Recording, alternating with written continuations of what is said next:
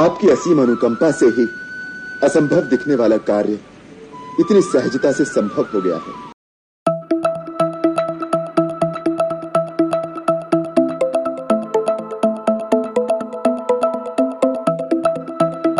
Scientific assessment of our glorious past, history and historical facts of India from the Vedic period to the present day.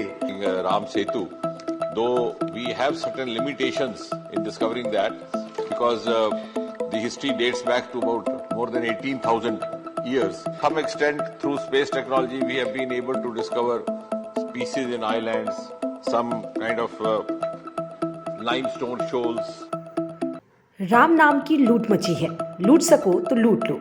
जी हाँ, राम को सियासी मुद्दा बनाने वाली, राम के नाम पर सत्ता तक पहुंचने वाली मोदी जी की पार्टी राम सेतु के प्रमाण पर सन्नाटे में चली गई। जी हाँ, बीच सदन में राम सेतु है या नहीं, ये सवाल करने पर मोदी सरकार के मंत्री को साफ सूंघ गया।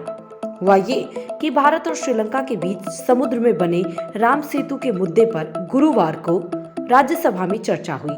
इसी दौरान हरियाणा से निर्दलीय सांसद कार्तिकेय शर्मा ने राज्यसभा में सरकार से सवाल कर दिया और पूछा कि क्या सरकार हमारे गौरवशाली इतिहास राम सेतु को लेकर कोई साइंटिफिक रिसर्च कर रही है, क्योंकि पिछली सरकारों ने इस मुद्दे को महत्व नहीं दिया। कार्तिकेय शर्मा के इस सवाल पर केंद्रीय मंत्री जितेंद्र सिंह ने जो जवाब दिया, उसने बीजेपी के चुनावी राम के कांग्रेस के आरोपों को पुख्ता कर दिया। जितेंद्र सिंह ने कहा, राम सेतु है या नहीं, इसके कोई साफ सबूत अभी तक नहीं मिले हैं। केंद्र की ओर से कहा गया कि सरकार लगातार प्राचीन द्वारका और ऐसे मामलों की जांच के लिए काम कर रही है। मजबूरी गिनाते हुए कहा कि ये करीब 18,000 साल पुराना इतिहास है। ऐसे में कुछ सीमाएं हैं। जिस ब्रिज की बात हो रही है वह 56 किलोमीटर लंबा था। स्पेस टेक्नोलॉजी के जरिए पता लगाया गया कि समुद्र में पत्थरों के कुछ टुकड़े पाए गए हैं। इनमें कुछ ऐसी आकृति है जो एक पुल जैसी दिखती है।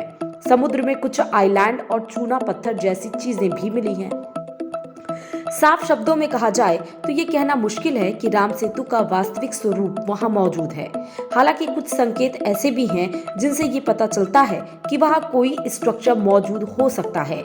यानी सरकार मामले में अभी तक टोटली कंफ्यूज है। अब थोड़ा पीछे चलिए। कांग्रेस के नेता जब यही बात कह रहे थे तो बीजेपी उन्हें कैसे घेरती थी। अभी तक बीजेपी कांग्रेस पर राम सेतु के अस्तित्व को न मानने का आरोप लगाते हुए लगातार कांग्रेस पर निशाना साधती रही, पर इस जवाब के बाद कांग्रेस को भी मौका मिल गया। कांग्रेस नेता पवन खेड़ा ने सरकार के जवाब को ट्विटर पर शेयर करते हुए लिखा, सभी भक्तजन कान खोलकर सुन लो और आंखें खोलकर देख लो। मोदी सरकार संसद में कह रही है कि राम सेतु होने का कोई प्रमाण नहीं है।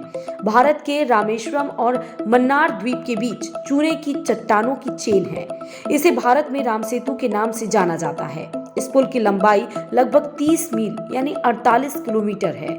इस इलाके में समुद्र बेहद उथला है, जिससे यहाँ बड़ी नावें और जहाज चलाने खासी दिक्कत आती है। कई पौराणिक कथाओं में दावा किया गया है कि राम ने सीता को रावण की कैद से आजाद कराने के लिए इस पुल का निर्माण कराया था। उस वक्त उनके साथ मौजूद बंदरों की सेना ने पत्थरों से इसका निर्माण किया था। 1993 में नासा ने इस राम सेतु की सैटेलाइट तस्वीरें जारी की थी, जिसमें इसे मानव निर्मित पुल बताया गया था। हालांकि भारत और श्रीलंका के बीच समंदर में पुल जैसा दिखने वाला ढांचा किसने और कब बनाया या यह प्राकृतिक रूप से बना, यह रहस्य बहुत पुराना है। इसी रहस्य को राजनीति में बीजेपी राम से जोड़कर भुनाती आई। लेकिन राम नाम की ढपली पीटने वाली मोदी सरकार ने इतने सालों में किया क्या, वो बीच सदन में सबके सामने आ गया। अब सोशल मीडिया से लेकर सदन तक में जवाब देते नहीं बनना है। ब्यूरो रिपोर्ट, खबर प्याली। खबरों की ज्यादा जानकारी के लिए अपने पसंदीदा चैनल खबर प्यारी को लाइक करें, शेयर करें और सब्सक्राइब करें।